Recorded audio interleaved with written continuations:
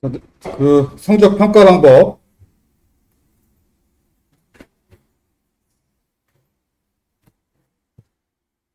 그 구현 시험 4번, 필기 시험 4번이에요.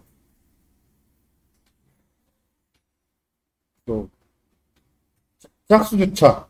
그러니까 필기 구현 이런 식으로 진행이 되고 2주차 수요일이 필기 시험, 그다음에 4주차 수요일이 아니구나.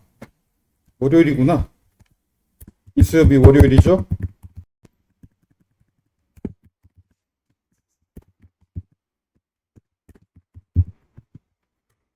이게 분할 수업이 아니라 연속 수업이죠. 수요일에 수업이 없지. 당장 다음 주 필기 시험이 있는 거예요.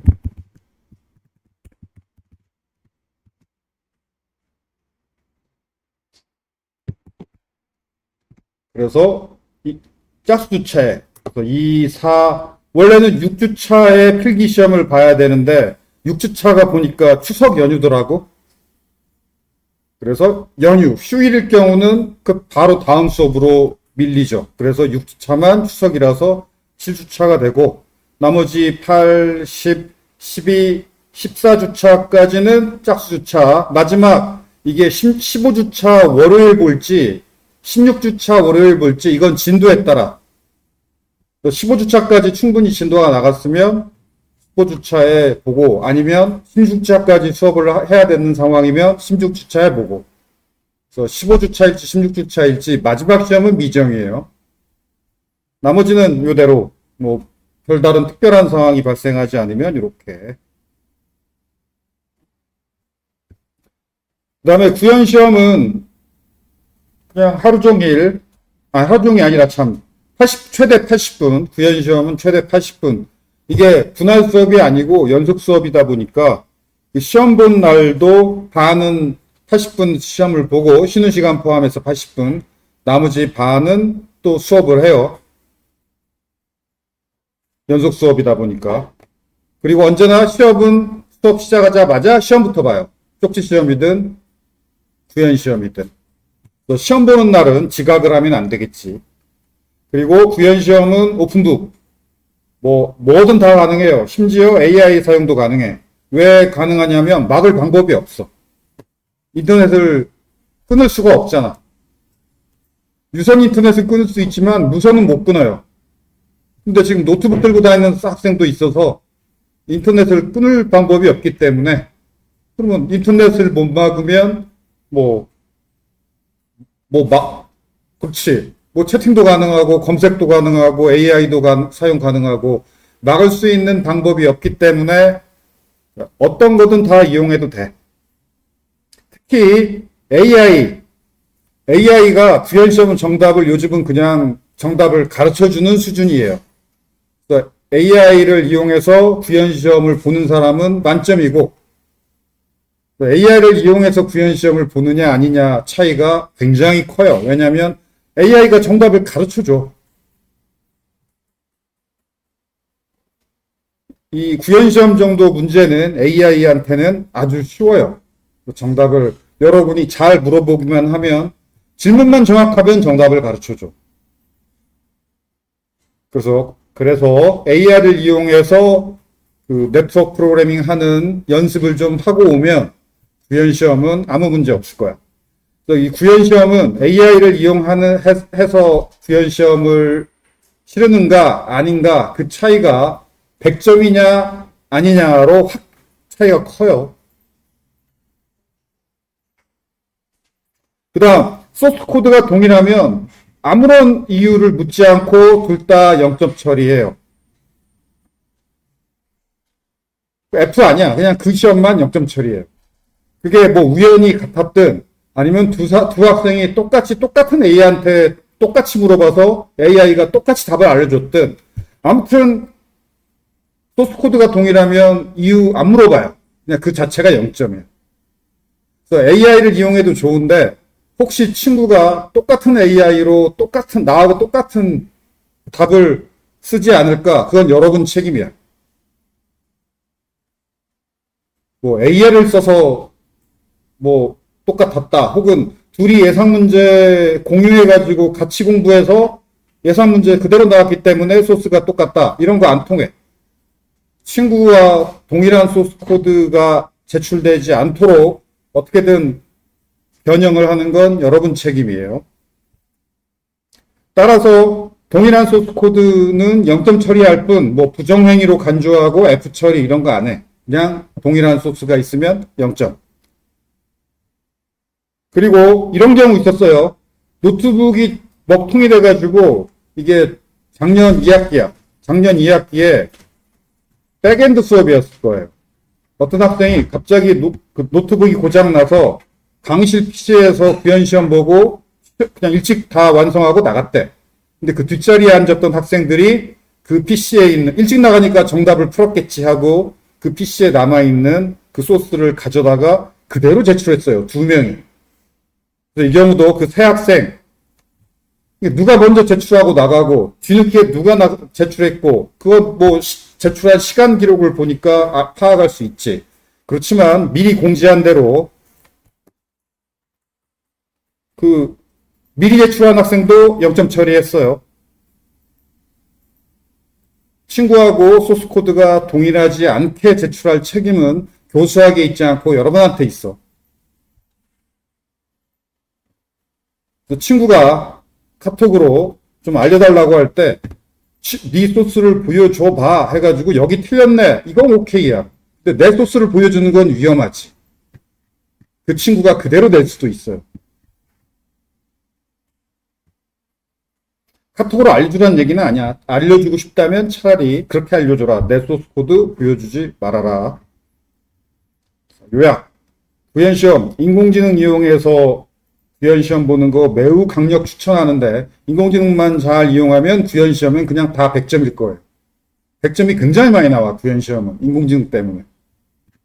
그런데 인공지능 이용하는 것도 훈련을 해야지. 질문이 부정확하면 인공지능의 답도 부정확하지.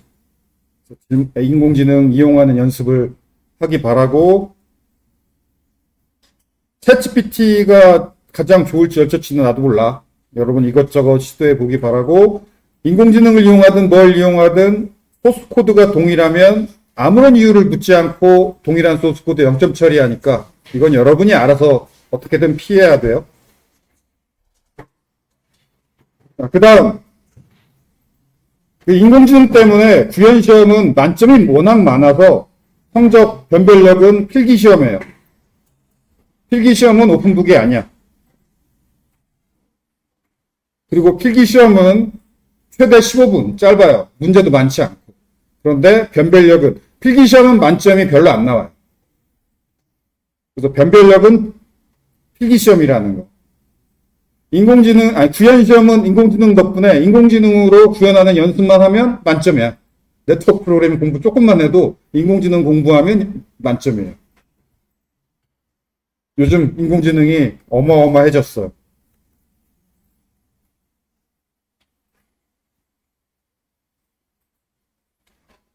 그래서 인공지능을 이용하는 코딩 방법, 그걸 뭐 프롬프트 엔지니어링이라고 부르잖아. 그걸 좀 공부하는 게 좋아요.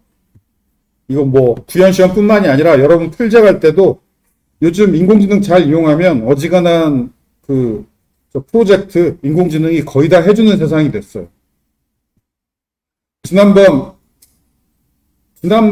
경진대회를 보니까 교수님들이 나는 뻔히 인공지능을 이용해서 이거 구현했구나 보이던데 교수님들은 그거 구별 못 하시더라.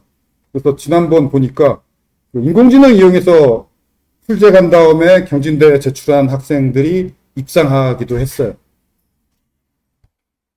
구현시험이든 경진대회든 아무튼 뭔가 구현하는 데 있어서 인공지능 이용하는 게 요즘 관건이야. 거의 다 해줘. 잘 프롬프트 엔지니어링, 인공지능한테 잘 프롬프트만 제시하면 다 해줘요. 그래서 내 생각에는 여러분이 월 10,000원짜리 유료 서비스도 이용해 볼 만해. 인공지능이랑 물어보고 인공지능 코딩한 거 코딩만 해주는 게 아니라 이 코드가 왜 이렇게 됐는지 어떻게 작동하는지 물어보면 설명도 해줘. 월 10,000원에 코딩 개인 교사가 생기는 거죠. 관건 앞으로는 인공지능을 이용하는 개발자와 이용하지 못하는 개발자 이렇게 계층이 나눠질 거예요. 유료 서비스도 이용할 만한 가치가 충분히 있다. 월 10,000원에 코딩 개인 교사가 생기는 거라면 싸지. 학원비보다 훨씬 싸잖아. 이 수업, 그래서 인공지능 덕분에 이 수업의 변별력은 필기시험이다. 필기시험은 오픈북이 아니니까.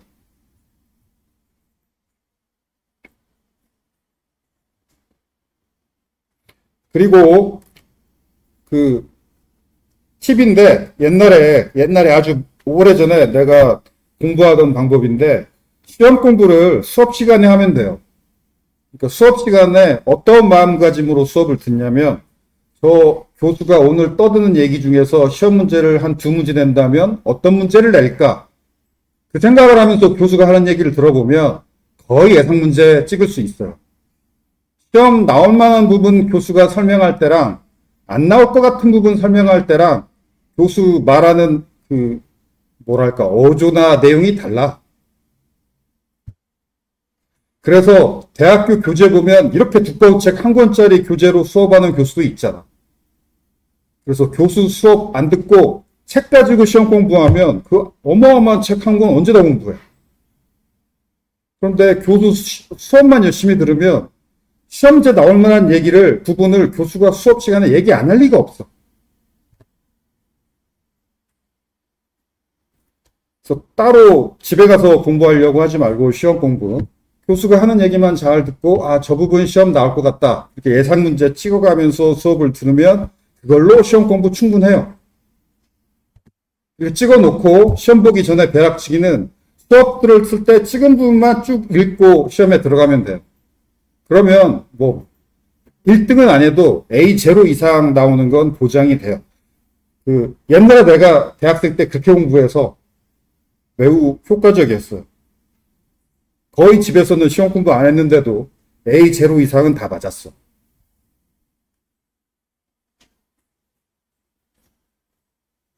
아무튼 변별력은 필기시험이라는 거. 총점 계산 방법. 구현시험 4번, 필기시험 4번, 총 8번이죠. 총 8번 시험 중에서 구현시험 4개 중에서 최저점 하나 제외.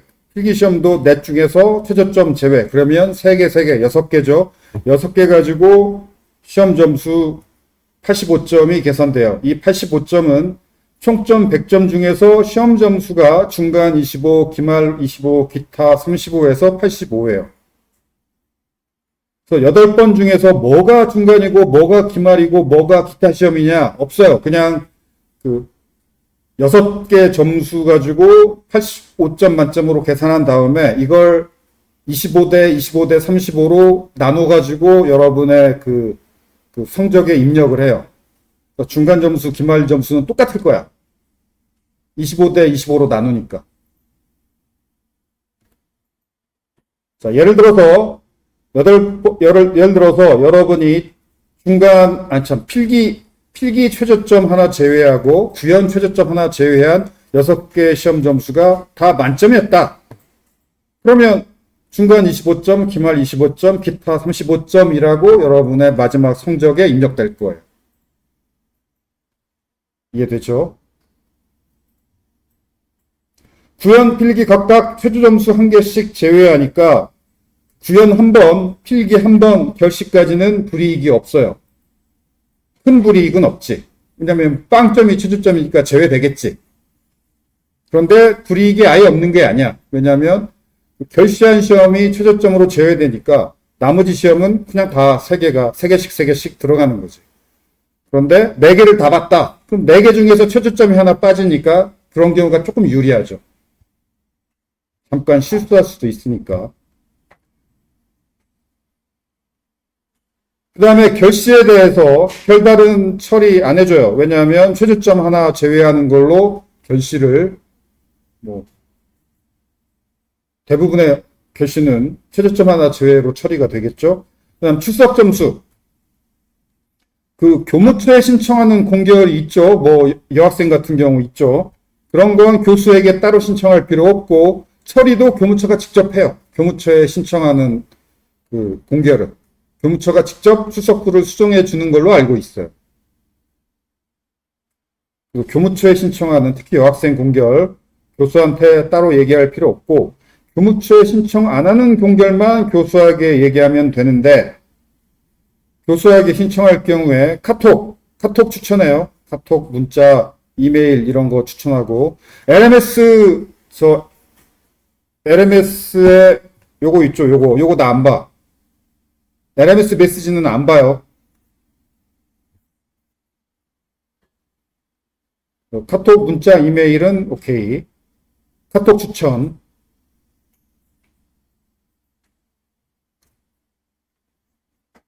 왜 카톡을 추천하냐면 카톡이 제일 좋은 이유가 카톡으로 신청을 해 놓으면 학기 말에 그 카톡 히스토리 쭉 보면 내역을 보면 여러분 교수가 놓쳤더라도 카톡에 남아 있잖아.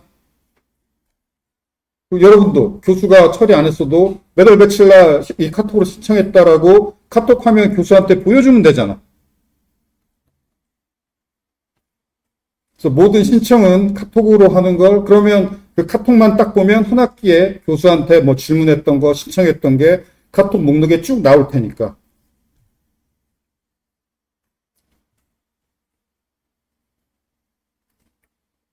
그 다음에 교수한테 신청하는 공결의 경우에 입원, 수술, 예비군 이건 누가 보더라도 불가피하죠. 이런 건 공결로 교수가 받아주지만 그게 아닌 거. 뭐 아프다 정도는 뭐 그렇게 불가피한 사유는 아니죠. 이런 건 공결로 인정 안 해요. 그냥 그 조퇴로 처리해요. 단 아프다 정도는 조퇴로 처리해 주지만 그것도 1회만 가능하고 그 다음부터는 그냥 결석이에요. 1회 이상은. 아니 1회를 초과한 건 그냥 결석. 그 다음에 교수한테 신청하는 건 수업 시작 전, 적어도 수업 끝나기 전에 카톡으로만 보내면 되니까 수업 시작 전에 카톡 보내는 게 어려운 일도 아니잖아. 대리 출석 금지. 이렇게 출석은 스마트 출석을 할 거예요. 그래서 들어오면 그 칠판을 보고 칠판에 적혀 있는 번호로 스마트 출석을 하면 돼요. 그리고 내가 저걸 따로 안 끄. 따로 안 끄면 이렇게 10분이 지나면 저절로 이렇게 종료가 되죠. 그래서 10분 지각까지는 지각으로 처리 안 돼. 10분 동안은 이게 돌아가고 있으니까. 근데 10분이 넘으면 이게 닫히죠. 저절로 이렇게 지금 닫혔어요. 그럼 그때부터 지각이에요. 늦게 왔더니 LMS 체크가 닫혀서 안 된다. 그럼 10분 넘었다는 얘기고 이렇게 10분 넘으면 지각이에요. 그러면 들어오자마자 지금 늦게 들어와서 지금 어디에 앉아 있다. 여러분 앉은 자리 보면 모니터나 아니면 뭐 PC나 책상에 번호가 있을 거예요. 번호가 안 붙어 있다라고 하면 앞에서부터 몇 번째 행, 왼쪽에서부터 몇 번째 열 자리에 앉았다라는, 어디에 앉았다라는 자리 정보와 자신의 학번 이름을 바로 카톡. 왜냐하면 이 카톡한 시각이 출석한 시각이에요. 그래서 뭐 거의 수업 끝나갈 때 카톡 해봤자지. 그건 지각이 아니지. 예를 들어서 이게 3시간 수업인데 수업 끝나기 한 30분 전쯤에 들어와가지고 지각이라고 하면 이게 지각이야? 아니잖아. 적어도 3시간짜리 수업이면 한 그래도 10시 반 정도까지는 들어와야 지각인 거지. 11시 넘어서 들어오면 뭔가 그렇게 11시 넘어서 왔을 만큼 특별한 사유, 뭐 이런 사유, 뭐 아팠다든지 무슨 일이 있었다라든지 증빙을 되지 않는 한 지각이 아니라 결석이죠. 더군다나 수업 끝난 다음에 신청하는 건 이건 지각이 아니라 결석이지. 그래서 지각도 카톡. 자리에 들어오자마자 바로 카톡해야 돼요. 모든 수업 관련 지각이든 결석이든 뭐든 그 교수한테 증빙은 카톡으로 해놔라. 카톡이라는 증빙이 없으면은 뭐 결석이든 지각이든 뭐든 여러분이 증거가 없는 거예요. 자, 출석 정정 요청. 카톡 했다고 해서 교수가 즉시 처리 못할 수도 있어요. 그렇지만 카톡을 해놨으면 걱정 안 해도 돼요. 증빙이 있으니까. 그래서 뭐 출석이든 뭐 지각이든 뭐든 카톡은 해놨는데 교수가 바로 처리 안 했다. 그러면 뭐 걱정할 필요 없고 학기 말에 성적 처리하기 직전에 설문을 올릴 거예요. LMS에. 혹시 카톡으로 뭐 출석, 지각 등등 카톡으로 교수한테 신청한 게 있는데 신청 처리 안 된 게 있으면 이 설문에 무슨 수업이고 몇 월 며칠 날 수업이고 나 학번 이름 뭐고 라고 그 학기말 설문에 답을 하면 학기말 성적 처리할 때 그 혹시 누락됐던 거 일괄 반영할 거예요. 그래서 카톡으로만 신청해 놨으면 걱정하지 않아도 돼요. 학기말에 정정되니까. 그래서 지각한 거 수업 끝나고 나한테 쪼르르 와가지고 지각했다 고쳐달라 이건 안 돼요. 그 학생이 언제 들어왔는지 내가 모르니까. 그래서 나한테 올 필요 없고 그냥 들어오자마자 바로 나한테 카톡하는 게 중요해. 이해되죠?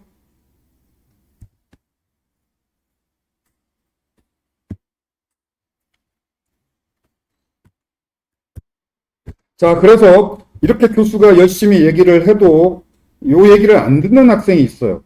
그래서 엉뚱하게 신청하고 막 질문하는 학생이 꽤 있어. 뭐 지각이든 결석이든. 그래서 그 LMS에 공지했듯이 방금 얘기한 거, 결석 처리, 지각 처리, 뭐 등등 뭐 얘기한 거 있죠? 이거 다음 주 월요일 그 필기시험 문제, 예상 문제예요. 시험 문제를 내야 주위에서 집중해서 듣더라고, 여러분들이. 지각 인정받으려면 어떻게 하면 되느냐?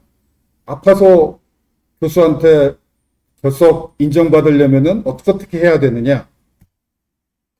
그걸 시험 문제 나올 거예요.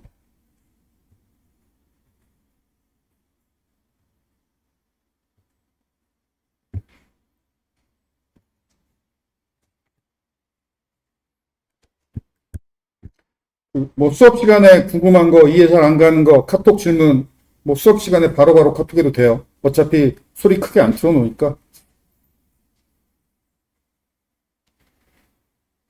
그 다음에 수업 내용. 이번 학기에 좀 수업 내용 좀 진도 조정할 예정이고. 아무튼 수업 내용은 네트워크 기본 개념을 한 첫 주, 그다음에 두 번째 주까지 좀 이어질 거예요. 1주차, 2주차 한 반까지 네트워크 기본 개념 얘기를 하고 그 다음부터는 자바 네트워크 프로그래밍 기초, 인풋, 아웃풋, 스레드 이 부분이 어려워요. 네트워크 프로그래밍 하기 위해서 입출력 처리, 멀티 스레드 프로그래밍을 해야 돼요. 이 부분이 좀 어렵고 정작 그 다음 네트워크 프로그래밍은 기초 부분, 입출력 프로그래밍과 멀티 스레드 프로그래밍을 다 이해했다면 정작 네트워크 프로그래밍은 상대적으로 쉬워요. 이런 크게 내용이 이렇게 세 개예요. 교재는 강의 노트 여기 웹 폴더 여기에 들어가면 있고 자, 즐겨찾기 등록해서 들어가는 건 잘 안 될 수 있는데 지금 이 단축 주소를 붙여넣기 하면 단축 주소가 저렇게 긴 주소로 확장될 거예요. 이 긴 주소를 즐겨찾기 등록하면 잘 안 들어가지더라고. 그래서 즐겨찾기를 등록한 다음에 즐겨찾기의 URL을 즐겨찾기 수정할 수 있는데 단축 주소로 수정해 놔야 잘 들어가져요.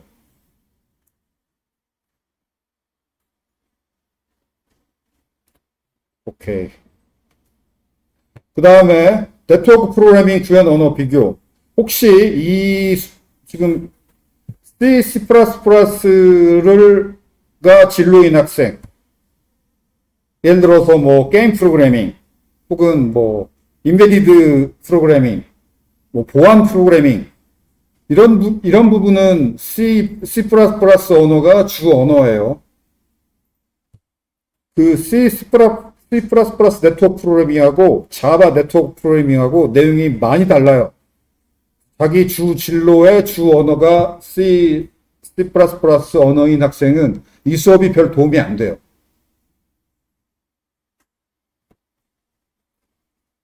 그래서 왜냐하면 내용이 많이 달라. 그 C++ 네트워크 프로그래밍은 운영체제의 커널에 가까운 매우 로우 레벨 프로그래밍 기술을 배워야 돼요. 운영체제 튜닝까지 포함한 고성능 네트워크 서버를 구현할 수 있는 네트워크 프로그래밍 기술이죠. 그래서 이런 부분이 이게 필요한 분야.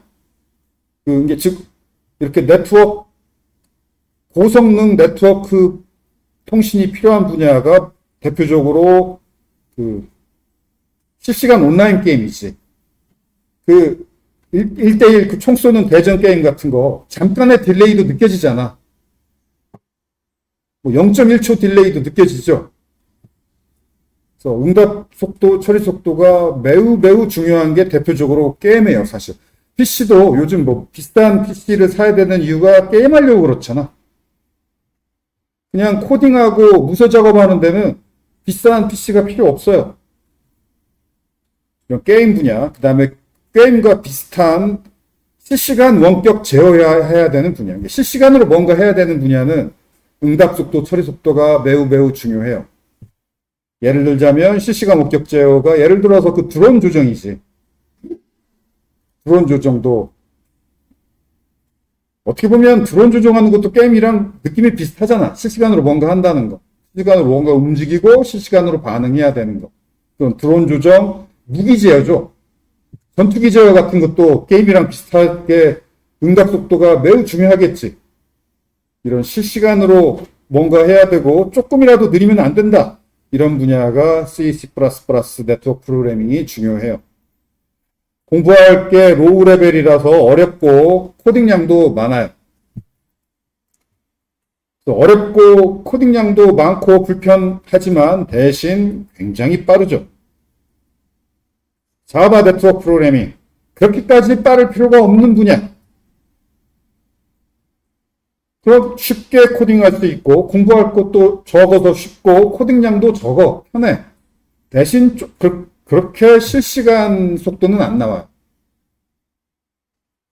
0.1초 느린 건 괜찮다. 예를 들어서 여러분이 돈 결제하는데 0.1초라도 빨라야 된다. 안 그렇잖아. 확실하게 처리만 되는 게 중요하지. 1초 안에만 결제가 처리된다면 0.1초에 처리되나 0.5초에 처리되나 에러 없이 처리만 되면 되지. 0.5초 너무 느려 못 견디겠어. 이렇지 않죠. 돈 결제하는데. 또 돈이 왔다 갔다 하는 분야가 바로 이 자바로 네트워크 프로그래밍 하지 C로 할 필요가 없는 분야예요. 돈 결제는 그렇게 0.1초가 중요하진 않아. 단 굉장히 중요해서 버그가 있으면 안 되고 그 다음에 코딩할 게 엄청나게 많아요. 왜냐하면 쇼핑몰도 엄청 많고 그 은행, 카드사, 카카오뱅크, 토스 등등 기업들 엄청 많잖아. 게임 회사보다 돈 결제하는 회사들이 굉장히 더 많아요. 그래서 코딩할 게 많기 때문에 쉽고 빠르게 코딩량이 적으니까 같은 기능을 구현할 때 쉽고 빠르지. 코딩량이 적으니까. 이런 분야는 자바로 구현해야지 C++로 구현하면 너무 어렵고 코딩할 양이 많아서 그 많은 걸 다 구현할 수가 없어요. 그래서 공부할 내용도 다르고 여러분이 취업할 분야도 달라요. 그래서 주 전공이 C++ 언어로 구현해야 되는 주 전공인 학생은 이 수업을 공부할 이유가 적어요. 이름만 같은 네트워크 프로그래밍이지 내용이 많이 달라. 그러면 누가 자바 네트워크 프로그래밍에 딱이냐? 백엔드, 자바 백엔드 개발자가 딱이야. 백엔드 개발자가 필요한. 그러니까 백엔드 개발자도 실력 없는 초보 백엔드 개발자는 돈이 왔다 갔다 하는 것까지 구현 안 해요. 돈이 왔다 갔다 하는 부분을 구현하는 자바 백엔드 개발자는 그래도 검증된 개발자. 그렇잖아. 돈이 왔다 갔다 하니까. 검증 안 된 신입한테 돈이 왔다 갔다 하는 부분은 안 맡겨. 그래서 실력 있는 자바 백엔드 개발자가 되겠다라고 하면, 꼭 자바가 아니더라도 실력 있는 백엔드 개발자가 되겠다고 하면 이 분야를 열심히 공부해야 돼요.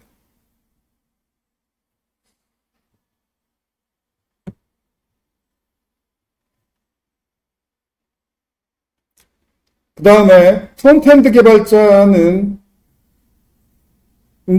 그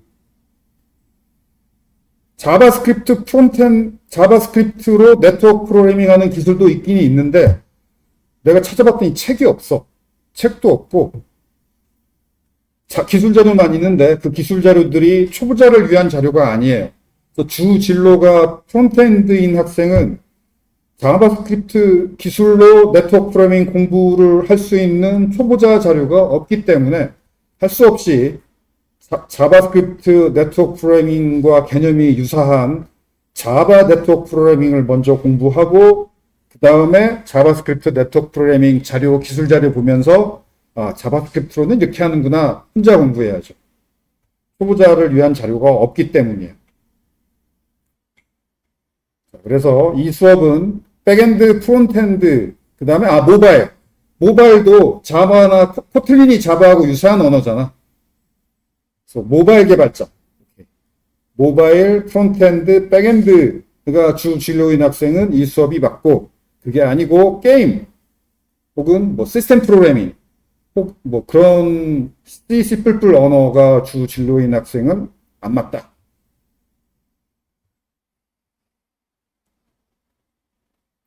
요약해 놓은 게 바로 그 얘기고